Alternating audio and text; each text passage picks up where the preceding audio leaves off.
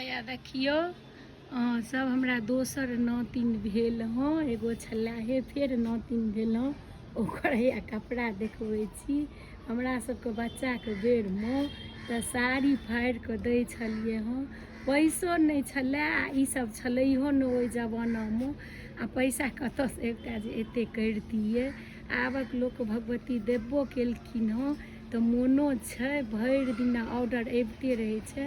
आ हमर बेटीके तऽ होइ छै जे बेटीके नीचाँमे राखबै तऽ चुट्टी खा जायत, ऊपरमे रखबै तऽ चिल्हरि लऽ कऽ उड़ि जायत। हमर साउस सब खिस्सा कहै छलखिन हँ, सएह हमर बेटी केने छै। देखै छियै एकटा ओ पुरान कपड़ा किछु नहि देलकै हँ।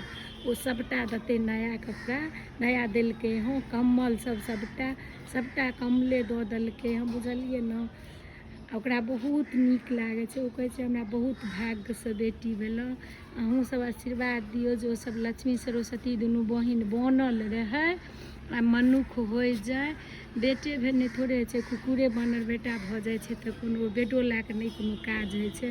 हमर बेटी कहै छै देखै छियै एखन थोड़े ओ जुग छै, बेटी चाँद तक पहुँच गेलै। बात सही छै। हमहूँ अपनो बेटीके बहुत हमरा भगवती जे देने छलै से बहुत मानलिए। अपना बेटासँ बेसी बढ़ि कऽ हम बेटीके मानलिए।